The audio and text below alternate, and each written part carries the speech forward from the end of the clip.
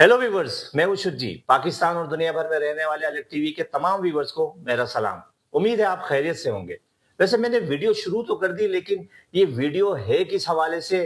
Pakistan Rap icon. ओह हाँ, Pakistan Rap icon, बिल्कुल अलग शो।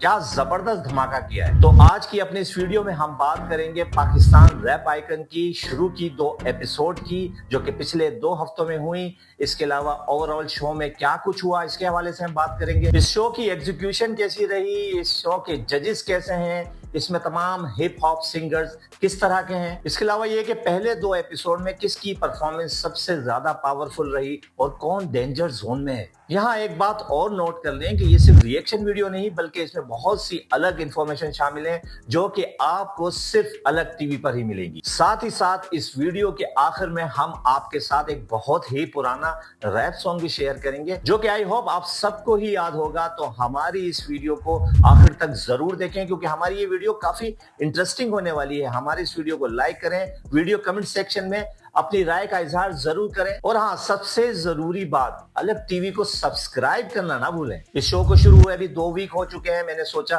कि इस शो के हवाले से वीडियो की जाए या नहीं की जाए, फिर मैंने सोचा थोड़ा इंतजार किया जाए। लेकिन जब इस शो की दूसरी एपिसोड देखी मैंने, फिर मैंने कहा कि ये रिस्क ले ही लेना चाहिए। इस शो को अगर यंग जनरेशन या न्यू जनरेशन का शो कहा जाए तो गलत नहीं होगा, लेकिन इस शो के जरिए मुझे इस मुख्तलिफ जॉनरा की सिंगिंग के बारे में जानने का और समझने का काफी मौका मिलेगा। तो अगर कहीं गलती हो जाए तो बुरा नहीं मानना है बिल्कुल, बल्कि हिप हॉप म्यूजिक के बारे में, उसको समझने के बारे में मेरी हेल्प करनी है, मेरी मदद करनी है। पाकिस्तान रैप आइकन के राइट्स पाकिस्तान में पिक्सल एंटरटेनमेंट के पास है, जिनके पास Shark of Pakistan, MasterChef Pakistan, इसके साथ साथ पाकिस्तान गॉट टैलेंट के राइट्स भी इसी कंपनी के पास हैं, जो कि अभी ऑडिशन के मराहिल में है। पाकिस्तान रैप आइकन को जियो एंटरटेनमेंट पे पेश किया जा रहा है। इससे पहले पाकिस्तान में इस नौइयत का शो कभी भी प्रॉपर तरीके से पेश नहीं किया गया। पाकिस्तान में ज्यादातर लोग सुर संगीत, राग रंग और पाकिस्तान आइडल को ही सिंगिंग का शो मानते हैं और समझते हैं कि इसी के थ्रू ज्यादातर सिंगर दुनिया भर में अपना नाम बनाते हैं। वैसे पाकिस्तान आइडल का क्या हुआ?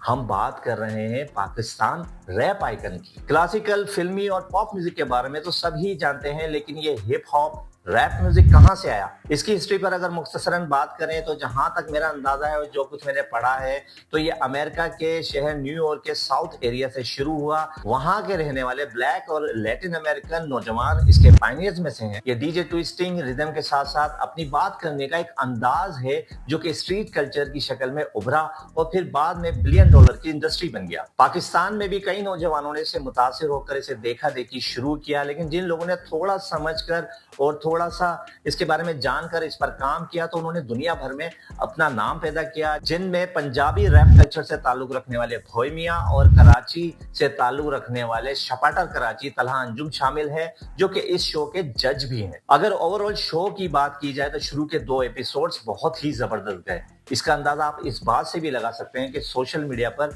देखने वाले व्यूवर्स की तादाद काफी ज्यादा है इस शो को। शो का सेट, लाइटिंग, एक कोजी सा एनवायरनमेंट जिसमें तमाम जजेस, परफॉर्मर और लाइव ऑडियंस काफी क्लोज प्लेस किए गए हैं। बल्कि मैं ये कहूंगा कि इसको पर्पसली और काफी सोच समझकर इस तरह से डिजाइन किया गया, ताकि जो परफॉर्मर है उनकी एनर्जी भी बरकरार रहे और शो की एनर्जी भी बरकरार रहे। इस तरह सिंगर्स भी इसको काफी अच्छी तरह एंजॉय कर सकेंगे और जो लाइव ऑडियंस है वो भी इसको एंजॉय कर सकेगी और अपना रिएक्शन दे सकेगी। मेरी इंफॉर्मेशन के मुताबिक इस शो की प्लानिंग 2025 के आखिरी क्वार्टर में शुरू की गई और 2026 के फर्स्ट क्वार्टर में इसे रिकॉर्ड किया गया है। अब इस शो को एज लाइव पेश किया जा रहा है। इस शो की हर चीज बड़ी प्लानिंग के साथ की गई, हालात और बजट को सामने रखते हुए की गई, ताकि बाद में किसी भी किस्म की मुश्किल का सामना ना करना पड़े। इस शो के ऑडिशंस और सिलेक्शन का प्रोसेस भी काफी मुश्किल था, लेकिन आपने देखा कि किस किस तरह के हीरे चुन चुन कर पाकिस्तान से ये सामने लेकर आए हैं। इस शो के जजेस भोए मियां और तलहा अंजुम पर भी अभी किसी किस्म की तनकीद नहीं हुई है, यानी अभी तक उनके हवाले से कोई तनकीद सुनने में नहीं आई है। इसके साथ साथ अगर बात की जाए शो की होस्ट श्री जहरा की, शो के पहले ही एपिसोड में उनकी एंट्री, उनकी परफॉर्मेंस काफी कमाल की थी।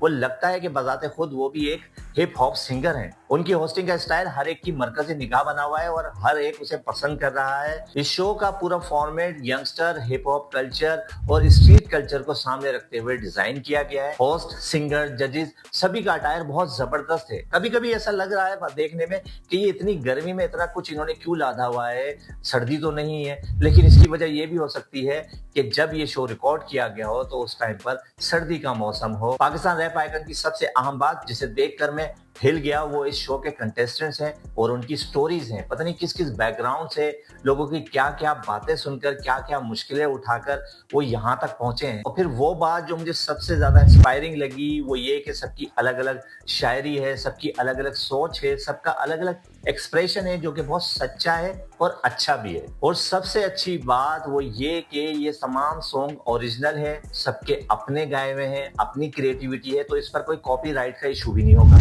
ये शो उन सब लोगों के लिए एक चैलेंज भी है जो कि ये कहते हैं कि ये यंग जनरेशन कुछ नहीं करना चाहती, कुछ नहीं सोचती और इन्हें किसी बात की तमीज नहीं है। तो मेरे ख्याल में ऐसा तो नहीं है, अभी तो इन्होंने पहली झलक दिखाई है। हाँ, बस वो कुछ अलग सोचते हैं, सच बोलते हैं, कॉम्प्रोमाइज नहीं करते, चीजों को एड्रेस करते हैं और चाहते हैं कि इन्हें सही होना चाहिए। अगर देखा जाए तो इसमें कोई बुराई तो नहीं है, हम भी इस उम्र में ऐसा ही सोचते थे, लेकिन कॉम्प्रोमाइज करते करते यहाँ तक पहुंच गए और सब चीजों की हालत ये बना दी हमने। तो हमें इन्हें अप्रिशिएट करना चाहिए, इनका साथ देना चाहिए। शायद जो कुछ हम नहीं कर सके वो ये कर जाए। खैर, आई एम वेरी होपफुल ये यंग जनरेशन बहुत कुछ करेगी, बहुत कुछ अच्छा करेगी, क्योंकि ये हमसे ज्यादा जानती है। अल्लामा इकबाल ने भी कुछ ऐसा ही कहा था, खिरत को गुलामी से आजाद कर, जवानों को पीरों का उस्ताद कर। मतलब हर नए आने वाले से हमें कुछ ना कुछ सीखना चाहिए। अब इस शो के कंटेस्टेंट्स और फॉर्मेट के बारे में थोड़ी सी बात कर लेते हैं। इस शो में टोटल 12 कंटेस्टेंट शामिल हैं, जिनमें सिर्फ एक लड़की है, जिनमें SLA Syed Laiq Ahmed from Lahore, certified bad boy Waqas Lahore, फौजी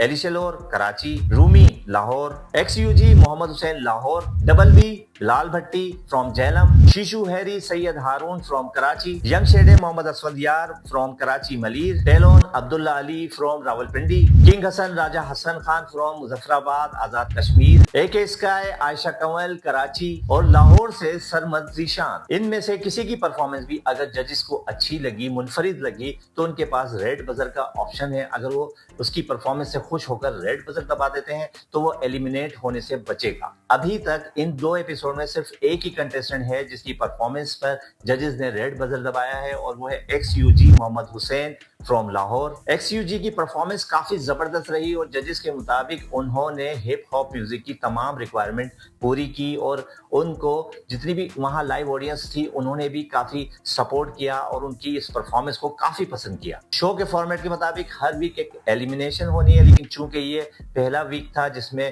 तमाम कंटेस्टेंट के इंट्रोडक्शंस भी शामिल थे और जजेस के इंट्रोडक्शन भी शामिल थे और शो के हवाले से भी कुछ चीजें बतानी थी, तो इस वीक एलिमिनेशन नहीं होनी, लेकिन अगले वीक के लिए सबको एलिमिनेशन के लिए तैयार रहना होगा। अगर बात की जाए शुरू के 2 एपिसोड्स की परफॉर्मेंसेस की, तो जिन सिंगर्स ने मुझे सबसे ज्यादा इंस्पायर किया उनमें मुजफ्फराबाद कश्मीर से ताल्लुक रखने वाले किंग हसन शामिल हैं, जिन्होंने मुजफ्फराबाद में वो किस तरह से उन्होंने अपने बचपन से लेके अभी तक का वक्त गुजारा, किस तरह के हालात होते थे, उन तमाम चीजों को अपनी कहानी, अपनी सिंगिंग के जरिए बयान कर दिया। फिर XUG जिनकी परफॉर्मेंस पर जजेस भी रेड बजर दबाने पर मजबूर हो गए। उनका स्टाइल भी काफी मुनफरिद था और उन्होंने लोगों से इंटरेक्शन जिस तरह किया वो वाकई में रेड बजर के मुस्तहिक थे। यंग शाडे जिनका ताल्लुक मलीर कराची से था, वो अपनी परफॉर्मेंस के शुरू में थोड़ा सा डगमगा गए थे, शायद भूल गए थे। शुरू में वो अपना कॉन्फिडेंस थोड़ा लूज कर गए, फिर उन्होंने अपने आप को संभालने की कोशिश की, लेकिन जजेस ने ये सब नोट किया।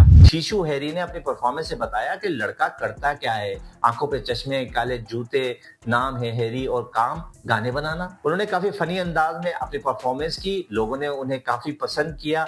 अब देखें उनकी ये लाइन मुझे अभी तक याद है कि आंखों में चश्मे, काले जूते। टैलेंट ने भी अपनी परफॉर्मेंस में अपने गाने के जरिए अपनी कहानी बताई जो कि काफी सैड थी। उन्होंने जिंदगी में क्या कुछ देखा, किस किस तरह की मुश्किलात से गुजरे, उनकी परफॉर्मेंस भी मुझे काफ़ी इंस्पायरिंग लगी, लेकिन जजेस ने मुझे लगा कि थोड़ा-सा वो तारीफ से ज़्यादा डिज़र्व करते थे। जजेस ने थोड़ी-सी कंजूसी दिखाई। समद ज़ीशान लाहौर से उनकी परफॉर्मेंस बस ठीक थी। उन्हें काफ़ी मेहनत करनी होगी अगर इस कॉम्पिटिशन में रहना है, थोड़ा-सा रूटीन से हटना होगा वरना मुश्किल हो सकती है। अब हम बात करते हैं शो की वाहिद फीमेल कंटेस्टेंट आयशा कंवल एके स्काई की। उनका इस शो में होना ही काफ़ी है। एक लड़की जो कि इतनी मुश्किल जॉनरे में गा रही है, लोगों ने उनके बारे में क्या-क्या बातें बताई। उन्होंने अपनी स्टोरी, अपनी परफॉर्मेंस में बताई कि उन्हें किस-किस मुश्किलात का सामना करना पड़ता है, बल्कि उन्होंने पूरी अपनी लड़कियों की कम्युनिटी को जो है उस परफॉर्मेंस में उनकी मुश्किलात को बयान किया और वो किस तरह से यहाँ तक पहुँची हैं, उनके शौहर ने उनका किस तरह साथ दिया। आई थिंक जजेस ने यहाँ भी थोड़ी-सी कंजूसी दिखाई, उनको थोड़ा-सा ज़्यादा एप्रिशिएट करना बनता था क्योंकि एक लड़की का यहाँ होना ही काफ़ी है, लेकिन जजेस ने फौरन प्रोफेशनलिज्म दिखाया। बिलाल भट्टी डबल बी लाहौर से, उनकी परफॉर्मेंस भी बस ठीक थी। अब सच बोलना है तो भाई सच बोलना है, मैं उनकी परफॉर्मेंस से इतना ज़्यादा इंस्पायर नहीं हुआ, उन्हें काफ़ी मेहनत करनी होगी। एसएलए सैयद लईक अहमद लाहौर से, उनकी परफॉर्मेंस भी बस ठीक थी। वो काफ़िए से काफ़िया मिलाने की कोशिश कर रहे थे और जजेस को भी इतना ज़्यादा इंस्पायरिंग नहीं लगे। रूमी लाहौर से, उनका कहना था कि उनके अल्फाज और शायरी सबसे अलग है, वो सबसे अलग लिखते हैं। लेकिन जो मुझे नज़र आया वो ये कि उनकी गायकी का स्टाइल, उनकी आवाज़ का टेक्सचर ये काफ़ी मुख्तलिफ था और ये उनको सब में नुमाया कर रहा था और उनके अंदर एक फुल पंजाबी रैप की जो है वो एक झलक नजर आ रही थी। बैड बॉय की अगर बात की जाए तो वो बिल्कुल भी बैड बॉय नहीं लग रहे थे, बल्कि वो बिल्कुल सीधे साधे बॉय लग रहे थे। ना उनकी सिंगिंग में कोई ऐसा टच नजर आ रहा था, तो मेरा ख्याल से उन्हें भी काफ़ी मेहनत की ज़रूरत है और जजेस भी शायद उनसे इतने खुश नहीं थे। कराची से फौजी, इनका अटायर भी काफ़ी ज़बरदस्त था, उनकी परफॉर्मेंस भी बहुत अच्छी रही। लोगों के साथ उन्होंने काफ़ी अच्छा इंटरेक्ट किया और उनको एंगेज करके रखा और उनका गाना जो था वो भी सबको बहुत पसंद आया, लेकिन जजेस को इंस्पायर नहीं कर सके। जजेस का कहना था कि इस पूरी परफॉर्मेंसेस में कोई भी ऐसा नहीं था जो हमें सीट से उठने पर मजबूर कर दे। तो देखते हैं वो कौन है जो जजेस को सीटों से उठने पर मजबूर करेगा। तो ये थी शुरू के 2 वीक्स की 2 एपिसोड्स की परफॉर्मेंसेस।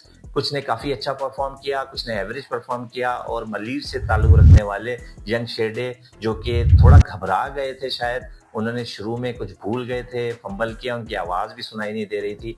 तो मुझे लगता है कि वो डेंजर जोन में हो सकते हैं। खैर व्यूअर्स, आपके ख्याल में इन तमाम परफॉर्मेंसेस को सामने रखते हुए वो कौन है जो इस वीक एलिमिनेट हो सकता है और वो कौन कौन लोग हैं जो कि इस शो में आगे जा सकते हैं? आप अपनी राय का इज़हार हमारे इस वीडियो के कमेंट सेक्शन में ज़रूर करें। इसके अलावा आपको हमारी ये वीडियो कैसी लगी, आप अपनी राय का इज़हार हमारे इस वीडियो के कमेंट सेक्शन में खुलकर कर सकते हैं। और फिर अभी तो आगाज है, आगे आगे देखिए होता है क्या। मतलब ये कि ये शो किस तरह आगे बढ़ता है और किन किन चैलेंजेस का सामना तमाम कंटेस्टेंट को इस शो में करना पड़ता है। और अब बारी है उस हिप हॉप रैप सॉन्ग की जिसका वादा हमने इस वीडियो के शुरू में किया था कि हम आखिर में आपको सुनाएंगे। जो लोग ये समझ रहे हैं कि हिप हॉप कल्चर पाकिस्तान में नया है, तो ऐसा नहीं है। मेरी उम्र के जितने भी लोग हैं वो कुछ इस तरह की राइम सुनते रहे हैं जो कि मैं अब आपको सुनाने वाला हूँ और उम्मीद है कि आप सबको याद आ जाएगा और आप इसको एंजॉय भी करेंगे। 1 2 3 4 अक्कड़ बक्कड़ भंबे वो 80 90 पूरे 100 में लगा धागा चोर निकल के भागा। मैं बोली कुटा कुट